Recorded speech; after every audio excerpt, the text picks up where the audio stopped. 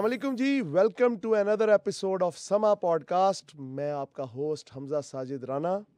नाजरीन, इमरान खान, इमरान खान, इमरान खान, ये ऐसी सदाएं हैं जो इस वक्त पाकिस्तान के अदालती निज़ाम से लेके एक सड़क पे चलने वाले छाबड़ी वाले हर एक के कानों में गूंज रही हैं। आज एक ब्रेकिंग न्यूज़ आई है जो कि इस वक्त मैं ये कहूँगा कि शायद जो हमारे जज हजरात हैं वो इमरान खान साहब को दोबारा से खुली फ़िज़ा में छोड़ने के लिए बेताब नज़र आते हैं।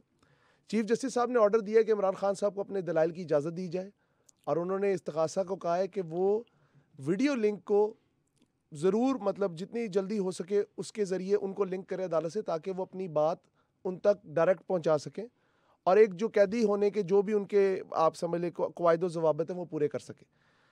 तो इस पे आज बात करने के लिए मेरे साथ फिर से मौजूद हैं सत्तार खान साहब।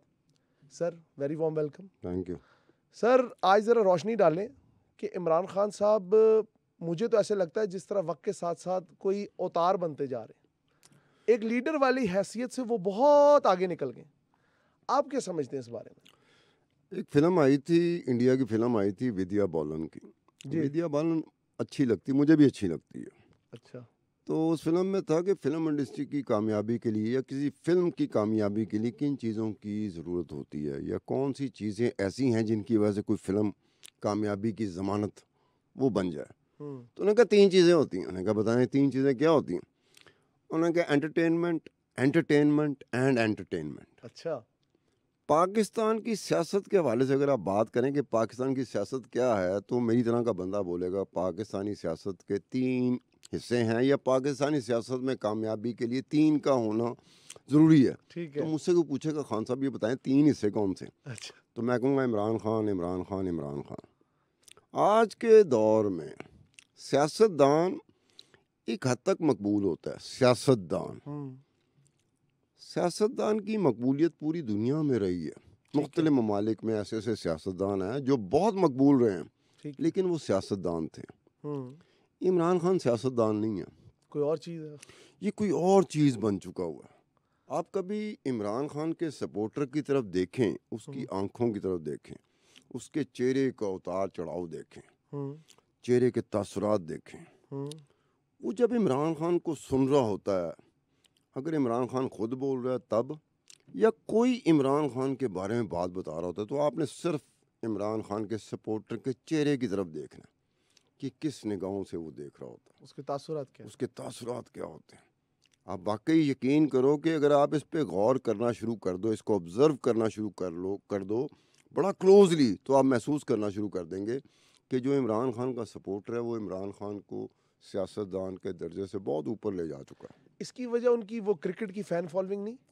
क्रिकेट की फ़ैन फॉलोइंग, दुनिया में इमरान खान से बड़े बड़े क्रिकेटर पैदा हुए, ठीक है, उनके मुल्कों में उनकी फ़ैन फॉलोइंग इमरान खान से बहुत ऊपर थी।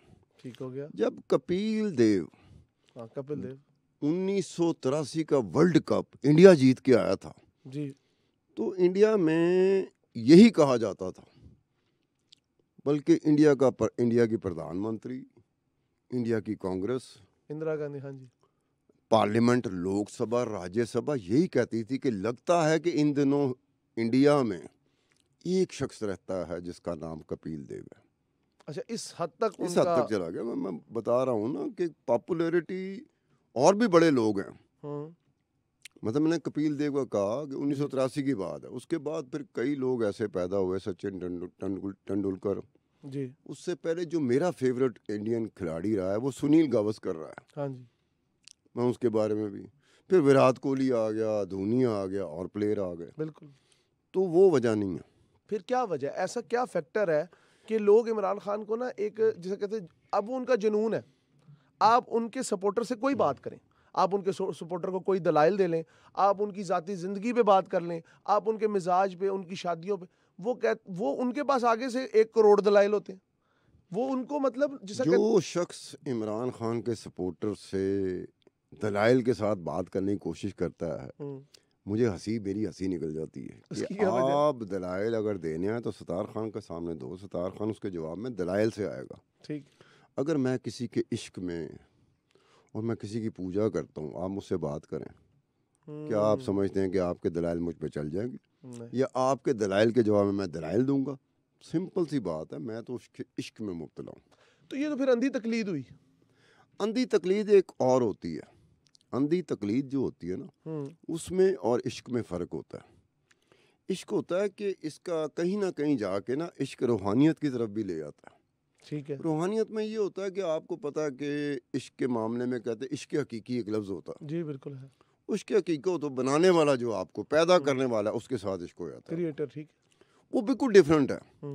उसमें उसको कोई बयानात देने की जरूरत नहीं पड़ती, सियासी बयानात, क्योंकि उसके साथ जिसके साथ इश्क कर रहा होता है वो उसी के साथ उसका मामला होता है, दो के साथ मामला। ठीक हो गया। एक जिसको बनाया गया इंसान और एक जिसने बनाया है ऊपर बैठा खालिक, ठीक। ये उनके दरमियान है। उसको किसी प्रेस कॉन्फ्रेंस की जरूरत नहीं होती। ठीक हो गया। उसे कोई सियासी बयानात की जरूरत नहीं होती। उसे अदालत में भी कोई नहीं मसला होता कि अदालत बुला रही है नहीं बुला रही, उसके केस लगे हुए नहीं लगे हुए। अब ये सुप्रीम कोर्ट कहती है कि इमरान खान को सुना जाए, उसके आर्गूमेंट सुने जाए, जी, वीडियो लिंक के जरिए। ठीक है। अब आपको ये पता है कि एक चीज़ जो मैंने ऑब्जर्व की है एज ए जर्नलिस्ट, पाकिस्तान में अब क्या रह गया है, सच्चा इंसान, उसकी डेफिनेशन क्या रह गई जी। उसकी डेफिनेशन ये है कि अगर तो वो इमरान के ख्यालात से मुत्तफिक है तो सच्चा है, ठीक, वरना झूठा। अच्छा जी, ईमानदार की क्या डेफिनेशन है? ईमानदार वो है जो इमरान खान के ख्यालात से मुत्तफिक है तो ईमानदार है, वरना वो बेईमान है। अब आप ये देखें कि एक म्यार बन गया ना। हाँ, इस मुल्क पाकिस्तान में किसी के सच्चे होने का, किसी के ईमानदार होने का सिर्फ एक ही म्यार है, ठीक है, कि वो इमरान खान से मुत्तफिक है कि नहीं है।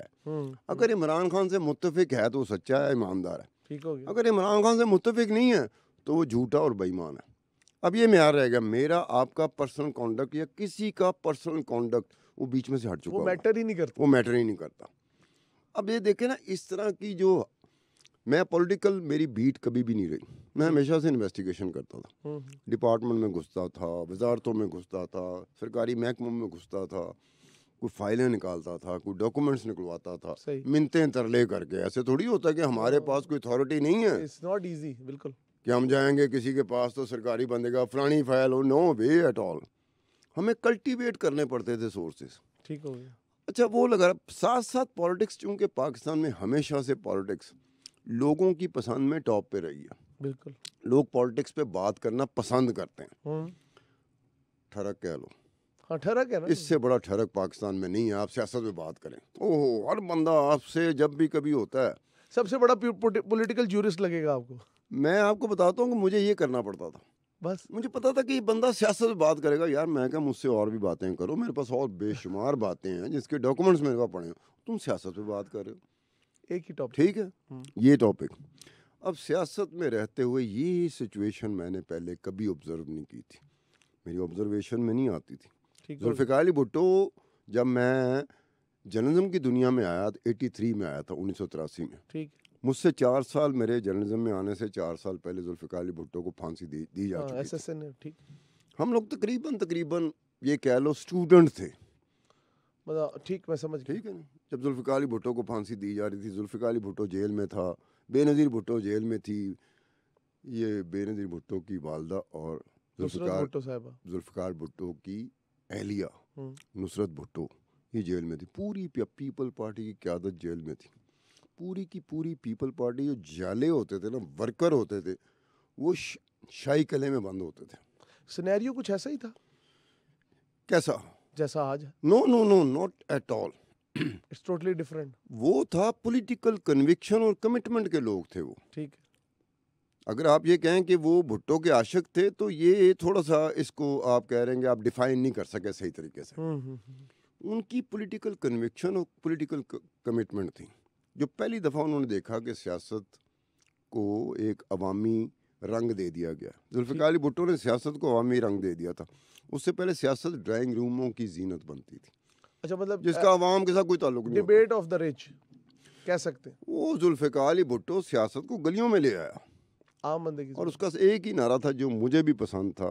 आज भी मैं कहता हूँ कि अगर वो उस चीज़ पे अमल हो जाए, वो था ताकत का सरचश्मा अवाम। ठीक है, ये बात आज तक नहीं हो सकी और ना होगी। तो खान साहब को किस तनाजुर में देखते हैं आप, जिस तरह इसको डिपिक्ट इमरान खान एक कैफियत का नाम है, जो उसका सपोर्टर ना, अब वो आप ये ना कह दीजिएगा कैफियत किसी में, सोच का नाम है। नहीं कैफियत, ठीक है, कैफियत और सोच में फ़र्क होता है। बिल्कुल। उसका जो सपोर्टर है वो कैफियत में जा चुका हुआ है। अब कैफियत क्या होती है? सिंपल सी बात है, पिछले दिनों आप तो नहीं थे, गजाल था मेरे साथ, ठीक है, तो मैं ईरानी सदर पाकिस्तान आया था, उस पर शो कर रहा था। बिल्कुल आए तो आज के दौर की हुकूमत जिसके दौर में ईरानी सदर पाकिस्तान में आता है, जी। तो मैंने ये फ़र्क बताया था कि यार ईरान की कौम बहुत बड़ी कौम है यार, ईरानी लोग बहुत बड़े हैं, ईरानी सदर बहुत बड़ा है, ईरानी वज़ीर आज़म बहुत बड़ा है, ईरानी पार्लियामेंट बहुत बड़ी है यार। वो स्टैंड लेते हैं, खुददार और गैरतमंद हैं, वो मार खाते हैं, खून की नदियाँ बह जाती हैं, वो इनकलाब उधर रोते पीटते नहीं हैं। सही कह रहे मैं कहा हमारे यहाँ 24 घंटे रोना पीटना पड़ा होता है। और हमारी तो बड़ी सरकारें हैं, एक सरकार बड़ी सरकार नहीं, हमारी तो बहुत सारी बड़ी सरकारें हैं। हम बड़ी सरकारों की तरफ देखते हैं कि सर बताएं हमें क्या करना है। ठीक है। उसी दौरान मुझे एक बंदे ने व्हाट्सएप कर दिया, दोस्त ने। मैं व्हाट्सएप नहीं देखता क्योंकि व्हाट्सएप में कुछ नहीं होता। उसका फ़ोन आया, उन्होंने कहा खान साहब व्हाट्सएप चेक करो। मैं कहा चेक करता हूँ। अच्छा, वो व्हाट्सएप पे क्या था, मतलब मैं आज के दौर की हुकूमत का हिसाब किताब कर रहा हूँ कि इस ईरानी सदर को पाकिस्तान ही नज़र आया था विज़िट करने के लिए, अपनी तरह के किसी मुल्क को विज़िट करता जहाँ पे उसने एग्रीमेंट करना है, तो दोनों ने उस पर खड़े हुए ना। ऐसे ही पाकिस्तान में जब वो एग्रीमेंट करेंगे, ये मैंने उस वक्त कहा था कि अगर करेंगे तो पाकिस्तान बड़ी सरकारों को देख रहा होगा, सर ये एग्रीमेंट हो गया, बताएं क्या करना, अप्रूवल दें या ना दें। तो हुकूमत का मैं बैंड बजा रहा था ना। ठीक, अभी बीच में ये आ गया कि जी इमरान खान और पीटीआई के सोशल मीडिया ने, ये सोशल मीडिया में आई है चीज़ कि ईरानी सदर अडयाला जेल में इमरान खान को मिले है? और ईरानी सदर आप दीदा हो गए। यार मुझे ऐसा चढ़ा, मैं क्या नक पहले ही कटी है साड़ी, होर कटवान दे चक्कर ही जगह। वो मैंने जाके देखा, पूरा वेस्ट उस वक्त हमें फोकस करके बैठा हुआ था, पूरा वेस्ट यूरोप का मीडिया पाकिस्तान को फोकस करके बैठा हुआ था कि ईरानी सदर पाकिस्तान के दौरे पे है जी। ईरानी मीडिया फोकस करके बैठा हुआ था पाकिस्तानी को। यार ना वेस्ट के मीडिया को पता चला, ना यूरोप के मीडिया को पता चला, ना ईरान के मीडिया को पता चला, ना ईरानी सदर को खुद पता चला कि मैं कब गया अडयाला जेल में, कब इमरान खान से मिला और मैं कब आबदीदा हो गया। और माशाल्लाह उसको सपोर्ट कौन कर रहे थे, जो एमएनए मुंतखब नहीं हुए पीटीआई के जी, वो स्टेटमेंट को सपोर्ट कर रहे हैं। हाँ, उन्होंने कहा सुभान अल्लाह सुभान अल्लाह, मुर्शिद, वो तो मुर्शिद कहते हैं ना। हाँ। अब अंदाजा करें, किसी ने नहीं सोचा कि यार ये खबर तो कहीं भी नहीं आई, ना ईरानी सदर को पता है, ना ईरानी मीडिया को पता है, ना ईरानी जो डेलीगेशन था उसको पता है, ना वेस्ट को पता है, ना यूरोप को पता है, ना अमेरिका को पता है। सिर्फ इमरान के सोशल मीडिया को पता है कि जी ईरानी सदर गया है और वो मिला है इमरान खान को अडयाला जेल में और फिर आप दीदा हो गया। वो मैंने कहा कि यार ईरानी सदर, ईरानी कौम, खून की नदियां बहती रही हैं। 1979 जब आयतुल्लाह खुमैनी ने इंकलाब लाया था जी, वो खून की नदियां बहते हैं, रोते नहीं हैं। वो इमरान के साथ क्या उन्होंने देख लिया कि ईरानी सदर आबदीदा हो गया। यार इतनी रिजिलियंट कौम का प्रेसिडेंट, यार इतनी इंसल्ट उनके लिए होगी कि वो भी सोच रहे होंगे कि यार केड़े इंसानों के, आप अंदाजा करें। नहीं बड़ा और ये मैं सार्केस्टिक वे में कहूँगा कि पता नहीं पाकिस्तानियों को शायद बड़क मारने की आदत। ओ यार तुम इससे अंदाजा लगा लो, किसी ने मुझे ये नहीं कहा उससे पहले, जब मैंने शो में ये कहा, उन्होंने कहा वो खान जी वो ये कोई थे फलाना। मैं कहा कोई थे, अप्रिशिएट तो आप कर रहे थे, किसी ने कहा कि ये गलत है सारा, किसी ने भी नहीं कहा। उससे पहले मैं क्या, उससे पहले आप अडयाला जेल में पाकिस्तान आर्मी के चीफ ऑफ स्टाफ को 135 दफ़ा मिलवा चुके हो। मिलवाना किस चक्कर में कि वो मिन्नतां करदा पे इमरान खान दी, खुदा दे वास्ते मान जा, और इमरान खान नहीं मान रहा। इमरान खान नहीं मान रहा। उससे मैं क्या, उसके अलावा आप लोगों ने जो साबका चीफ ऑफ आर्मी स्टाफ थे, क्या नाम था, बाजवा साहब, कमर जावेद बाजवा, कमर जावेद बाजवा, जिसकी तारीफों पे इमरान खान का मुंह नहीं थकता था। जब इमरान खान हर तकरीब में 24 घंटे टीवी पे आता था, एक ही बात हमें बताता था इमरान खान, ये जो कमर जावेद बाजवा है, पाकिस्तान में इतना जमहूरियत पसंद कोई नहीं है, ग्रेट बंदा है, मेरी बहुत सपोर्ट, और अपने सियासी मुखालफों को ऐसी तैसी कर देता था। अचानक जब उन्होंने ठुड्डा मार के बाहर निकाला तो उन्होंने कहा इससे घटिया आदमी कोई नहीं। अब क्या, किस बात पे यकीन करें कि इमरान खान साहब आप 3.5-4 साल कमर जावेद बाजवा की तारीफ से थकते नहीं थे, अब अचानक कह था कि सब तो पैड़ा बंदा, सब तो घटिया बंदा ये था, मतलब वो होता ना। हाँ। अब बात ये करने वाली है कि जो उसका सपोर्टर है ना, वो इमरान खान अगर कहेगा वो उससे हटेगा नहीं। अगर वो कहेगा ना कि ये कमर जावेद बाजवा ये है, तो पूरी की पूरी पीटीए कहेगी आप उनके सामने जाके बैठ जाए सुबह इमरान से खान शाम। साहब कहते हैं मैं यूथ का लीडर हूँ, ठीक। यूथ का लीडर देखो, अपनी उम्र उसकी 70 साल से ऊपर हो गई है। नहीं, आज तक वो अपने आप को यंग कहते हैं। हर बंदा यहाँ पे यही कहता है। नवाज शरीफ को भी देखा था, मेरी हंसी निकल जाती थी, वो भी यूथ की तरफ इशारा करता था और साथ अपने आप को जोड़ता था, लिंक करता था, कनेक्ट करता था कि ये वो, मेरी हंसी निकल जाती थी 70 की उम्र में 17 के शौक। कि यार ये समझ नहीं आती कि आप देखें ना रिलेटिवली, बिल्कुल। एब्सोल्यूट टर्म में नहीं, रिलेटिव टर्म्स में हम पाकिस्तान में बात करते हैं। रिलेटिव टर्म्स में आप उस एज में हैं जिनको कहा जा सकता है कि यार यूथ की एज में ही आ सकते हैं, ठीक है। उस एज से गुजर जाएं तो यूथ। भाई हम अपनी यूथ में थे, बिल्कुल। तो इमरान खान क्रिकेट खेलता था, ठीक है। इमरान खान के हम फैन थे, डाई हार्ड फैन थे, क्योंकि ये क्रिकेटर था, पॉलिटिशियन नहीं था। बिल्कुल ऐसी। हम जर्नलिस्ट थे ना जी। अब मेरे कुछ जर्नलिस्ट दोस्त, उस वक्त हमारी तनख्वाहें क्या थी, ये मैं 92, 93, 94, 95, 96 की बात करता हूँ। ठीक है। यार कोई 5,000, कोई 6,000, कोई 8,000, कोई 10,000, कोई 11,000, कोई 12,000, ये तनख्वाहें थी। हमारे दोस्त जर्नलिस्टों ने बाकायदा फंडिंग में हिस्सा लिया था शौकत खानम की कैंपेन जो चली थी। भाई 1,000 रुपया दे दिया, 2,000 दे दिए, 3,000 दे दिए, बड़ी अमाउंट होती है भाई। उस दौर के हिसाब से तो बहुत अमाउंट थी कि आपकी कमाई है 6,000, आपकी कमाई है 8,000, आपकी कमाई है 10,000, उसमें से 2,000, 3,000 आपने शौकत खान फंड में दे दिए। वाई कि ये इमरान खान का है। इमरान खान कौन है? क्रिकेटर है, पॉलिटिशियन नहीं है, फिलैंथ्रोपिस्ट है। उसके बाद जब इसने 96 में कदम रखा पॉलिटिक्स में, तो मुझे एक जर्नलिस्ट दोस्त का, कुलीग का फ़ोन आया, वो बड़ा उदास था। ठीक है। उन्हें क्या, यार सत्तार खान, मैंने उसकी फंडिंग में हिस्सा लिया था, मैंने फंड में पैसे दिए थे, वो इमरान खान था, क्रिकेटर था, जिसके फंड में मैंने पैसे दिए थे, ये सियासत में आ गया। अब ये सियासत में झूठ भी बोलेगा, सारा कुछ करेगा। मैंने उसको हौसला दिया, मैं कहा चल यार गलती हो गई ऐसे सियासत में आने की, झूठ भी बोलेगा, क्योंकि पाकिस्तानी सियासत में झूठ के बगैर कोई किसी किस्म का सवाल ही पैदा नहीं होता। पाकिस्तानी सियासत में सबसे बड़ा जो कमाल आपका ये है कि आप कितना खूबसूरत झूठ बोल सकते हैं ऊपर जाने के लिए। बहुत कम बंदे देखने में आए हैं जो झूठ का सहारा नहीं लिया, बाकी सब ने झूठ का सहारा लिया, उसमें इमरान खान भी शामिल है। ठीक है। अब जब ग्रेजुअली, जब तक सियासत में, जब तक हुकूमत में नहीं आया था, 2018 तक क्या था, 2018 से पहले नवाज शरीफ की हुकूमत थी। बिल्कुल। जर्नलिस्टों का काम क्या होता है कि हुकूमत को आड़े हाथों लेना। बिल्कुल ऐसे। और मैं इस चीज़ के हक में हूँ कि वैसे आड़े हाथ ना लो।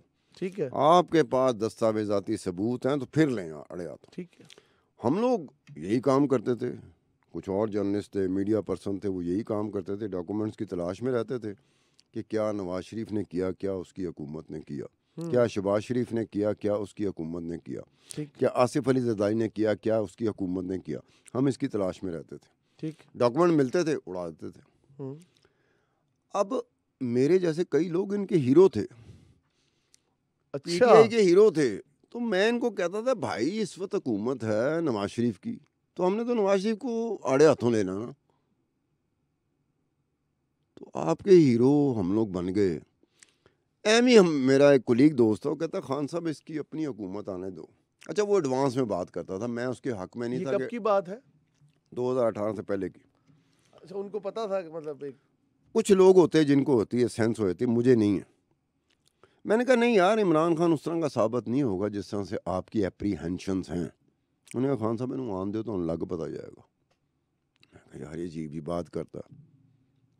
बहरहाल मेरा ख्याल था कि इमरान खान उस तरह का नहीं होगा जिस तरह का आपका जो था अंदाज, वो पॉजिटिव साइड पे था। पॉजिटिव साइड में ये था कि इसको सियासत का नहीं पता, हुकूमत साजी का भी इसको नहीं पता होगा, लेकिन ये फिर भी बाकियों की निस्बत बेहतर हुकूमत करने में कामयाब हो सकता है। ठीक है। बाकियों के हमें सब पता था, नवाज शरीफ का पता था, उसकी हुकूमत का पता था, जरदारी का पता था, उसकी हुकूमत का पता था, पीपल पार्टी का पता था, नून लीग का पता था। इसकी चूंकि पहली हुकूमत थी, तो मेरी उम्मीद यही थी कि यार ये मुनासिब कर देगा। लेकिन जब हुकूमत में आया तो ग्रेजुअली कुछ महीने गुजरे तो हम लोग चूँकि तलाश में होते थे, किसी ना किसी चीज़ की तलाश में होता, तो इसकी हुकूमत की कुछ चीज़ें मिलना शुरू हो गई।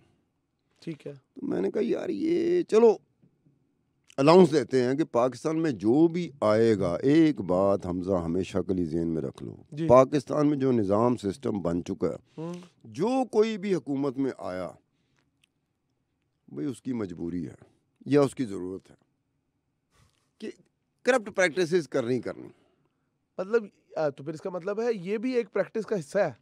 ये एक नॉर्मल चीज़, मैं इसको नॉर्मल लेता हूँ। हाँ। ये बाहर की दुनिया हो ना, बाहर का मुल्क हो तो मुझे अजीब सा महसूस हो। अगर स्वीडन में कुछ होता है मैं बड़ा अजीब सा फील करता हूँ कि स्वीडन में ही किस तरह हो गया। अगर पाकिस्तान में हो रहा होता तो मैं एक मरतबा फिर हंसता हूँ कि यार मुल्क बना इसी काम के लिए था। तो करप्ट प्रैक्टिसेस पे मुझे नहीं था। और एक दफ़ा ये हुआ कि कोरोना के हवाले से कुछ ऐसी चीज़ें हुई जो मेरे हाथ में चढ़ी जी। और मैं इमरान खान की हुकूमत पे चढ़ गया। इन्होंने मुझे पहली दफ़ा कहा खान साहब आप क्या कर रहे हैं। आप तो हमारे सपोर्टर थे। मैं कहा तुम्हें किसने कहा मैं तुम लोगों का सपोर्टर था, मैं तो जर्नलिस्ट हूँ। उस वक्त नवाज शरीफ की हुकूमत थी, उससे पहले जरदारी की हुकूमत थी, उससे पहले जनरल परवेज़ मुशर्रफ की हुकूमत थी, उससे पहले फिर नवाज शरीफ और बेनज़ीर। हम हर दौर में यही करते रहे जो इसमें कि हुकूमत के हवाले से कोई चीज़ हो। ठीक है। आपका जो प्राइमरी तौर पर आपका जो फोकस होता है ना वो गवर्नमेंट ऑफ द डे होता है। ठीक है। तो इसलिए तो इन्होंने इतराज़ करना शुरू कर दिया। मैं कहा इतराज़ की क्या बात है, इसका हिसाब दो। कहते इसको आप छोड़ देना, आप इतना कुछ उन्होंने किया इतना को मैं आपने कहा होगा अपने पे आओ। हाँ मैंने कहा इस पे आओ। तो ये था। तो आने वाले वक्तों में भी मेरे पास इतना कुछ पड़ा हुआ है। इमरान खान की हुकूमत के दौरान इमरान खान की हुकूमत की करप्ट प्रैक्टिसेस और ख़ुद इमरान खान की सरपरस्ती उसमें सर। और उनमें से कोई एक केस अभी तक इंक्वायरी की स्टेज पे गया ही नहीं, लोगों को पता ही नहीं। चलिए सर ये मुझे बताएं लास्ट में कि इमरान खान के जो दायरा कार के अंदर जिस तरह उनकी एक फ़ैन फॉलोइंग का एक ऐसा मतलब मैं कहूँगा उन लोगों के दिमागों में एक कीड़ा पैदा हो गया कि जी वो इंसाफियन कीड़ा ऐसा है, वो कहता है तुम्हारे अलावा सब गलत हैं, तुम्हारे अलावा सब झूठे हैं, तुम्हारे अलावा सब गद्दार हैं। मतलब ये एक ऐसा फैक्टर बना यार दिया। इसका क्रेडिट तो फिर इमरान खान को जाता है या उनकी अहलिया बुशरा को जाता है। आपको लगता है पीरों का कोई मेरे है? सामने पीएचडी बैठे, मेरे सामने इंतहाई पढ़ा लिखा बैठे। ठीक है। मुझे ना वो पीएचडी नज़र आएगा ना पढ़ा लिखा नज़र आएगा, वो इमरान का एक आशिक नज़र आएगा। अब ये देखो ये उसका कमाल है जो सोशल मीडिया में उसने किया, उसने उड़ा के रख दिया अपने मुखालफों को। बिल्कुल ऐसे। सोशल मीडिया उसकी जिस चीज़ से आया वो लोगों ने मानी। अब ये कितना बड़ा है। मुखालफिन अपना जोर लगाते रहे कि असी भी सोशल मीडिया संभाल लीए, साडा भी सोशल मीडिया मजबूत हो विंग जाए। बन जाए। बिल्कुल। No way at all. पूरी तरह का कंप्लीट जो होल्ड है पब्लिक ओपिनियन पे वो इमरान खान का सोशल मीडिया ठीक है। पूरी तरह कंप्लीट होल्ड में। वो एक लाइन देते हैं, मिसाल के तौर पर एक मरतबा ये हुआ था, ये बात गालबन मैं ऑन एयर पहली मरतबा करने लगा। अच्छा। 2021 की बात है, मैं बेरोज़गार था।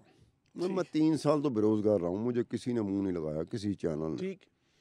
मैं भी इंतज़ार में था कि शायद किसी ने तरस आ जाए यार सरदार खान भी कुछ ना कुछ होंदा है, कुत्ते नूं ले लो, लिया किसी ने। ठीक। तो 2021 में एक बहुत ही मेरा करीबी दोस्त है, बहुत करीबी दोस्त है, उसने मुझे कहा कि इमरान खान की हुकूमत सोशल मीडिया की तरफ आ रही है, सोशल मीडिया मैनेजमेंट। मैं कहा अच्छा यार ये सो बड़ी बात थी कि ये उन्हें क्या मेरे साथ मेरी कंपनी के साथ कॉन्ट्रैक्ट हो रहा है, कॉन्ट्रैक्ट बकायदा साइंड कॉन्ट्रैक्ट नहीं होता इमरान खान की हुकूमत का, वो मेरा दोस्त था उसकी कंपनी का मीडिया मैनेजमेंट। सही। तो मेरा सवाल ये उठा, मैं कही यार इसके पीछे इमरान खान के पीछे तो एस्टेब्लिशमेंट है, फौज है, ऐसे ही तो इसको जरूरत ही कोई नहीं। उन्होंने कहा नहीं लगता है दरार पड़ चुकी है। अब ये 2021 की बात है। ठीक है। मैं कहा यार क्योंकि मेरा बहुत करीबी दोस्त था, मुझसे बहुत मीडिया के हवाले से कई चीज़ें वो पूछा करता था। लो जी ऑफर उसने मुझे क्या दी, उसने क्या है कि सत्तार खान तुम इस्लामाबाद में रहते रहे हो, तुम इस्लामाबाद का चैप्टर संभाल लो, ठीक है, और बाकी पैकेजेस वगैरह अपनी जगह पर, जिसमें गाड़ी भी थी, पैकेज भी था, और ये 3 लाख रुपए आपको एडिशनल मिला करेंगे पर मंथ, ठीक है, कि आपने मीडिया को अप्रोच करना है और मीडिया मैनेजमेंट करनी है। ठीक हो गया। मैं कहूँ मेरी बात सुन, मैं कहा तू चाहता ज़िंदगी के उम्र के इस हिस्से में आके मैं 2 महीने में अपने आप को डिस्क्रेडिट कर लूँ? मैं कहा वहाँ से रऊफ़ क्लास ने मेरी तरफ आना। सही है। उस वक्त ये था कि ऐसे दोस्त थे जो, उनमें से एक अब दुनिया में नहीं है, तो ऐसे लोग जो मैं कहा यार मेरे पल्ले कुछ नहीं रहेगा जब मैं मीडिया पर्सन्स को अप्रोच करना शुरू करूँगा as Imran Khan media management team and head of the Islamabad team. मैं कहा मेरे पल्ले कुछ नहीं रहेगा। बिल्कुल ऐसे ही है। मेरे दोस्तों ने, मेरे कुलीग्स ने जो मेरे साथ काम करते रहे, उन्होंने कहा खान साहब तेरा दिमाग तो ठीक है, मतून करेंगे बिल्कुल, तू अपनी मीडिया कर। मीडिया मैनेजमेंट एक और चीज़ होती है, जर्नलिज्म एक और चीज़ होती है। वाकई इस बात, दोनों बातों में फ़र्क है। ठीक हो गया। जर्नलिज्म करना एक और चीज़ होती है, मीडिया मैनेजमेंट बिल्कुल एक डिफरेंट साइंस है। ठीक है। तो मैंने इनकार कर दिया। मैं कहा मेरे पल्ले कुछ नहीं रहेगा। 2 महीने बाद खुदा दी कसम मैंने जो मेहनत होनी है ना, मैं कहा लोगों ने तो मुझे मिलना छोड़ देना। हाँ जी बिल्कुल ऐसे ही। जिनकी ज़रूरत है उन्होंने मिलना छोड़ देना। उनसे मीडिया मैनेजमेंट कोई और टीम हो ना, मीडिया मैनेजमेंट टीम, वो उनसे ज़रूर मिल लेंगे, वो मुझसे नहीं मिलेंगे। अब ये कब की बात है? 2021 की। 2021 शुरू हुआ था तो दरार पड़ चुकी हुई थी इमरान खान और इस्टेब्लिशमेंट फौज में। ठीक है। वरना मीडिया टीम, मीडिया मैनेजमेंट इतना बड़ा कॉन्ट्रैक्ट वो मेरे दोस्त की टीम के साथ ना करता, कंपनी के साथ ना करता, और मेरा दोस्त मुझे ना करता। तो मैंने अपने दोस्त को एक कहा, मैं कहा देख मेरी बात सुन, मैं इन्वेस्टिगेशन करता रहता हूँ, इन्वेस्टिगेशन में बहुत सारी चीज़ें होती हैं। ठीक है। इन्वेस्टिगेशन की हो ना आपने जी, जिन लोगों ने इन्वेस्टिगेशन किया वो मेरी बात समझ जाएंगे। ठीक। इन्वेस्टिगेशन का एक हिस्सा हो सकता है नवाज शरीफ को या नून लीग को सपोर्ट कर रहा हो, बिल्कुल बिल्कुल। उसी इन्वेस्टिगेशन का दूसरा हिस्सा हो सकता है इमरान खान को या पीटीआई को सपोर्ट कर रहा हो। ठीक। मैंने उनको ऑफर दी और मुझे बकायदा कॉन्फ्रेंस कॉल में लिया गया। अच्छा, हायर मैनेजमेंट के साथ? हाँ, मुझे नहीं पता वहाँ इस्लामाबाद में कौन बड़ी बड़ी चीज़ें बैठी होंगी, इमरान खान की टीम बैठी होगी।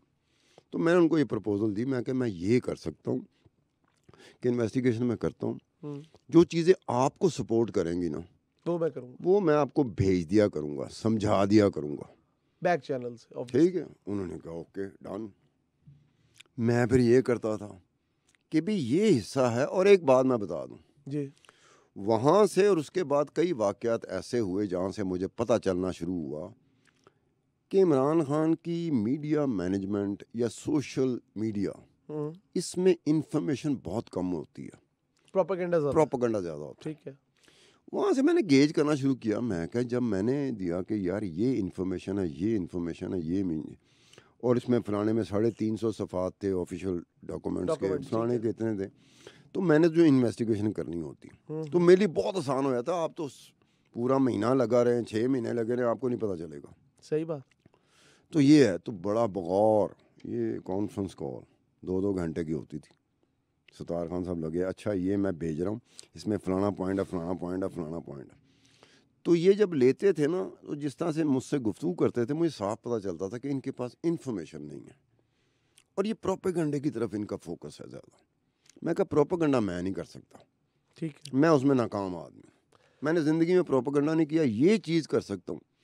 और उसका ये हुआ, फिर मैंने साथ ये भी कहा, मैंने कहा जनाब मुझे कभी ज़रूरत पड़े जी, मैं मीडिया पर्सन, तो अगर कोई चीज़ इसी इन्वेस्टिगेशन की निकल रही हो जो नून लीग को फ़ायदा जिसका हो और जिसका नून लीग को भी ना पता हो, जिनको फ़ायदा हो रहा है उन्हीं को नहीं पता कि यार इस चीज़ में हमारे फ़ायदे की चीज़ निकल रही है। ठीक है। तो मैंने एक दफ़ा एक हरकत की थी।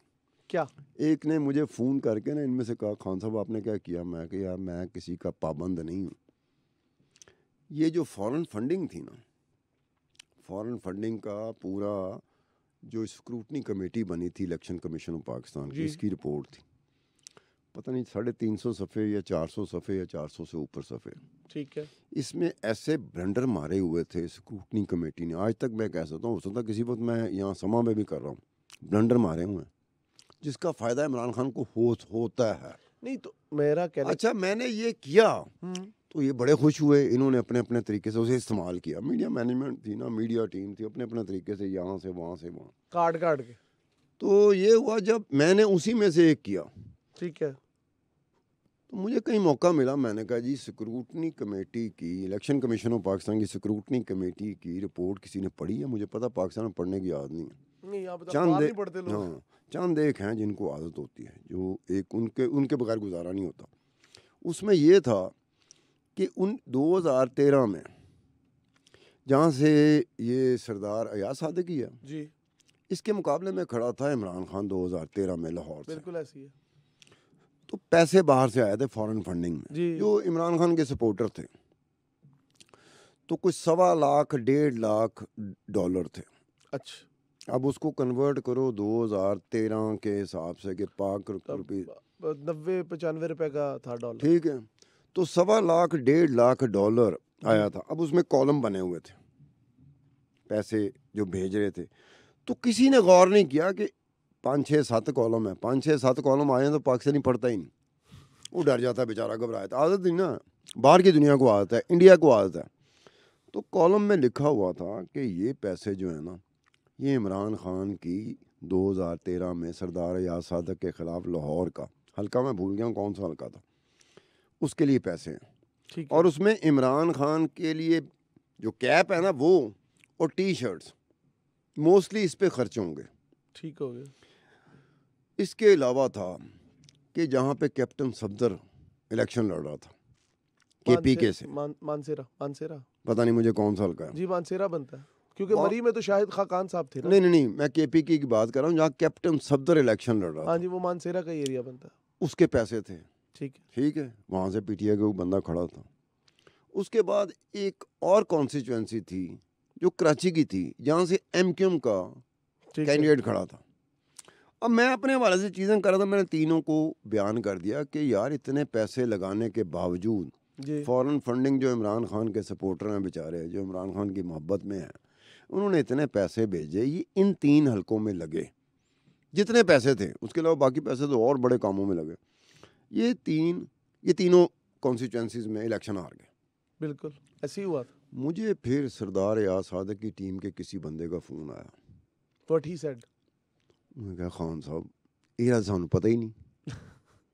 भाई देखो बातें होती हैं कुछ, जब आप कुरेदते हैं बहुत सारी चीज़ों पे जाते हैं, तो कई दफ़ा सियासतदानों को या सियासी जमातों को नहीं पता होता। ये आपको खुद ही पता होता है कि क्या हो ठीक रहा है। अब वो था कि वो उनके चला गया, तो इनकी तरफ से मुझे फ़ोन आ गया पीटीआई वालों की तरफ, ये खान साहब आपने क्या किया। आप हमारे मुखालिफ कैंप में चले गए। मैं कहा यार मैंने पहले तुमसे कहा था, पहले जो चीज़ें जो तुम लोगों के फेवर में जा रही थी मैंने तुम लोगों को भेजी। मैं पाबंद नहीं हूँ, मैं दोबारा क्या ज़रा गुस्से ही क्या, मैं कहा मैं पाबंद नहीं हूँ, ये मैं सर्विस दे रहा हूँ बड़ा कैटेगरी टर्म में। और साथ साथ मैं ये कह रहा हूँ मुझे जहाँ मिलेगा मौका, कोई और चीज़ होगी जो आपके हक में, आपके फेवर में नहीं जा रही होंगी, किसी और की, आपके मुखालिफ की फेवर में जा रही हूँ, तो मैं कि तुसी मेरे फूफी दे पुत्र हो या वो मेरे फूफी दा पुत्र है। तो ये जो चीज़ें थी, अब ये देखो कि 2021 में जी दरार पड़ चुकी हुई थी इमरान खान और एस्टेब्लिशमेंट में।